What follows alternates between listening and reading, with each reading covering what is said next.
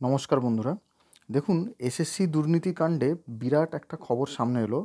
২৩০০ অযোগ্য চাকরি প্রাপকদের জিজ্ঞাসাবাদে মিলল নয়া তথ্য, নতুন এজেন্টদের হদিশ।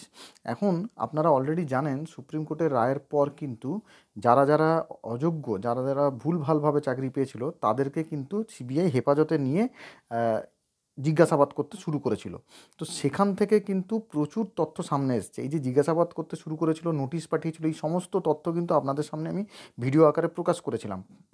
এখন তাদের কাছ থেকে যেসব তথ্য এসছে, তার ভিত্তিতে কিন্তু একটা নতুন মোড় খুলে গেল। তার ভিত্তিতে প্রচুর এজেন্টদের নাম সামনে এসছে। আমি একটু পরে আপনাদের সামনে সেই সব নামগুলো প্রকাশ করব এবং যা যা তথ্য এসছে সমস্ত জিনিসগুলো আমি দেখাবো।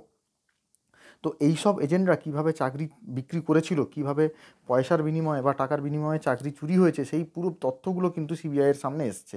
ইতিমধ্যে অলরেডি আপনারা জানেন যে একটা খবর প্রকাশিত হয়েছিল যে সরকার থেকে যারা যারা অযোগ্য চাকরি পেয়েছে, অযোগ্য যারা রয়েছে চাকরি প্রাপক, তাদের নাম কিন্তু বিভিন্ন সংবাদপত্রে প্রকাশ করার কথা বলা হয়েছিল সুপ্রিম কোর্টের অর্ডার অনুযায়ী।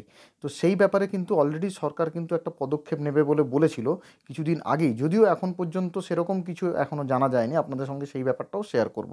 দেখুন পুরোটা তো কী ব্যাপার হতে চলেছে নেক্সট। তো এখন খবরে কি বলছে দেখুন, স্কুল সার্ভিস কমিশনের নিয়োগ দুর্নীতি কাণ্ডে বিরাট খবর সামনে এলো। কি না, যারা জড়িত নতুন এজেন্ট তাদের হদিশ পাওয়া গেল। অযোগ্য চাকরি প্রাপকদের জিজ্ঞাসাবাদের পরেই নয়া তথ্য হাতে এলো কেন্দ্রীয় তদন্তকারী সংস্থা সিবিআইয়ের। প্রায় ২৩০০ জনকে জিজ্ঞাসাবাদ করা হয়েছে। প্রত্যেকের জিজ্ঞাসাবাদ করার পর নতুন নতুন এজেন্টদের নাম উঠে এসছে। এই ব্যাপারটা কিন্তু আপনাদেরকে একটু আগে বলছিলাম। সারা রাজ্য জুড়ে প্রায় ৩০-৩৫ জন নতুন এজেন্টের নাম সামনে এসেছে। আপনাদের চোখের সামনে যদি কোনো এজেন্ট থাকে, তাদের নাম আপনারা কমেন্ট সেকশানে লিখে জানান। এর মধ্যে বেশ কিছু প্রভাবশালীর নামও মিলেছে এই খবরে। তাদের মধ্যে থেকে ৩-৪ জন যথেষ্ট প্রভাবশালী ৩-৪ জনের নাম এসছে, দেখুন উঠে এসছে। সিবিআই সূত্রে যেরকম দাবি, তাতে জেলায় জেলায় রন্ধ্রে রন্ধ্রে নিয়োগ দুর্নীতির জাল বিছিয়েছিলেন এজেন্টরা। কীরকম পরিস্থিতি দেখুন, বিভিন্ন জেলায় একদম ব্লক ওয়াইজ পরপর এক একজন এজেন্টের নাম পরপর রয়েছে এবং তারা সেইভাবে টাকা তুলে চাকরি বিক্রি করতো। এই পরিস্থিতি এখন নিশ্চয়ই বুঝতে পারছেন যে চাকরি চুরি করে নিলে বা চাকরি বিক্রি করা, চাকরি গ্রহণ করলেও কীরকম সমস্যায় পড়তে পারেন, সেই ব্যাপারটা। তো আশা করা যায় এরপর থেকে দুর্নীতি অন্তত অনেকটাই কমবে। বা আপনার কি মনে হয়, কমেন্ট সেকশনে লিখে জানান। এর মাধ্যমে কি কিছু ফল হতে পারে? সিবিআই সূত্রে দাবি করা হয়েছে, এসএসসি ২০১৬ সালের ইতিমধ্যে ২৫০০-এর বেশি অযোগ্য চাকরি প্রাপককে চিহ্নিত করা হয়েছে। ব্যাপারটা তাই নয়, প্রায় ৫,৪০০ জনকে চিহ্নিত করা হয়েছে। সেটা আপনারা জানেন, আমার হোয়াটসঅ্যাপ গ্রুপ রয়েছে, এখানে নিচে লিঙ্ক দেওয়া রয়েছে, আপনারা জয়েন হয়ে যান। সেখানে কিন্তু সমস্ত ডিটেলস তথ্যগুলো আমরা সেখানে শেয়ার করে থাকি। আপনারা সেখানে সমস্ত নোটিশ তথ্যগুলোর পিডিএফ পেয়ে যাবেন টাইম টু টাইম। জেলা ধরে ধরে তলব করে তার মধ্যে প্রায় ২৩০০ জনকে জিজ্ঞাসাবাদ করা সম্পন্ন হয়েছে। তাদের দাবি প্রায় ৩৫ এজেন্টের সন্ধান মিলেছে। সেই এজেন্ট কারা, কী ব্যাপার দেখুন। প্রসঙ্গত উল্লেখযোগ্য, মানে কোন মামলার ভিত্তিতে এটা হচ্ছে আপনারা সবাই জানেন, তবুও একবার মনে করিয়ে দেওয়া যে ২০১৬ সালের যে প্যানেলে চাকরি পাওয়া গেছিলো ২৫,৭৫৩ জনের, বাতিল করা হয়েছিল, তার এগেনস্টে কিন্তু সুপ্রিম কোর্টে মামলা হয়েছে। সেই সুপ্রিম কোর্টের সেই নির্দেশে স্থগিতাদেশ দেয় এবং বিচারপতি, ইনফ্যাক্ট প্রধান বিচারপতি মাননীয় ডিওয়াই চন্দ্রচূড়ের এজলাসে কিন্তু এই মামলা হয়েছিল। সেখানে পরিষ্কার বলা হয়েছিল, যোগ্য অযোগ্য আলাদা করা গেলে প্যানেল কিন্তু বাতিল করা যাবে না, এরকম তিনি কিন্তু পরিষ্কার নির্দেশ দিয়েছেন।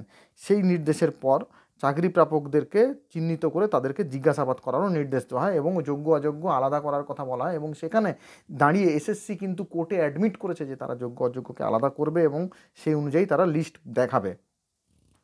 সিবিআই এর আগেই দাবি করেছে, নিয়োগ দুর্নীতির নীল নকশা তৈরি হতো তৎকালীন শিক্ষামন্ত্রী পার্থ চট্টোপাধ্যায়ের বাড়িতে। আপনারা জানেন উনি এখন জেলে রয়েছেন এবং কী পরিস্থিতিতে রয়েছেন। তো উনার বাড়িতেই কিন্তু পুরো নীল ব্লু প্রিন্ট যেটা, সেটা তৈরি হয়েছিল। এসএসসির কর্তা থেকে চাকরি চুরির এজেন্ট সবাই উপস্থিত থাকতেন সেখানে। কাদের চাকরি দেওয়া হবে সেই তালিকা তৈরি হতো পার্থ চট্টোপাধ্যায়ের বাড়িতে এবং পার্থর সেই নাকতলার বাড়িতেই তৈরি হতো চাকরি বিক্রির এজেন্ট মিটিং। সেখানে নিয়মিত যাতায়াত ছিল, এই যে নামগুলো দেখুন, সেখানে নিয়মিত যাতায়াত ছিল কোন কোন নামগুলো দেখুন, প্রসন্ন রায়, সুদীপ সিংহ, এইসব ব্যক্তিদের কিন্তু এরা কিন্তু মিডিলম্যান, এদের নিয়মিত যাতায়াত ছিল। এরাই কিন্তু চাকরি চুরির মূল পাণ্ডা, ঠিক আছে। এছাড়া আরও অনেক এজেন্টের নাম সামনে এসছে, সেগুলো নিউজে প্রকাশ করা হয়নি। তো এই ব্যাপার, তো এই রকম কিছু এজেন্ট কিন্তু পরিষ্কার ওরা জড়িয়ে রয়েছে, যাদের মাধ্যমে চাকরি বিক্রি হতো। এখন আরেকটা যে খবর আপনাদেরকে বলছিলাম, যেটা গভর্নমেন্ট থেকে দাবি করেছিল যে বিভিন্ন সংবাদপত্রে কিন্তু তারা যারা অযোগ্য তাদের নাম প্রকাশ করবে, যার ফলে যোগ্যদেরকে নিশ্চিতভাবে আলাদা করা যাবে সেখান থেকে, মানে 25,000 সামথিং তাদের মধ্যে যারা অযোগ্য সেই 5,400 জনের নামের তালিকা যদি সংবাদপত্র প্রকাশ করে, তাহলে ন্যাচারালি বাকিরা যোগ্য হিসাবে চিহ্নিত হবে। তো এইভাবে কিন্তু আলাদা করবে বলে এসএসসি যেটা বলেছিল, সেটা কিন্তু এখনও অবধি কোনো হদিশ পাওয়া যায়নি। আপনাদের কি মনে হয়, খুব তাড়াতাড়ি কি এসএসসি সেই লিস্ট প্রকাশ করবে, না কি মনে হয়? এরপরে আপনারা জানেন 16ই জুলাই নেক্সট শুনানি রয়েছে। 16ই জুলাই কিন্তু এই শুনানির ভালোভাবে আরও অনেকটা টাইম ধরেই হয়তো শুনানি হবে, এবং হয়তো সেই দিনই ফাইনাল জাজমেন্টও হতে পারে। তো সেইটা একটা ব্যাপার। তো আপনাদের কি মনে হয়, দেখুন সরকার সংবাদপত্রে এটা প্রকাশ করবে কি না, আপনারা নিচে কমেন্ট সেকশনে লিখে জানান, কারণ আপনাদের মতামতও গুরুত্বপূর্ণ। এইখানে মতামতের মাধ্যমে একটা বার্তা কিন্তু সরকারের কাছে পৌঁছায়। সোশ্যাল মিডিয়া কিন্তু সম্পূর্ণভাবে বিভিন্ন জিনিসের জন্য দায়ী থাকে। বিভিন্ন জিনিস কীভাবে সোশ্যাল মিডিয়ায় আলোচিত হচ্ছে সেটাও কিন্তু একটা ইম্পর্ট্যান্ট ইস্যু। তো যাই হোক, যদি ইনফরমেশনটা ভালো লাগে ভিডিওটি লাইক এবং সাবস্ক্রাইব করবেন, এবং চ্যানেলটি সাবস্ক্রাইব করে আমার পাশে থাকবেন। ধন্যবাদ সবাইকে ভিডিওটি দেখার জন্য।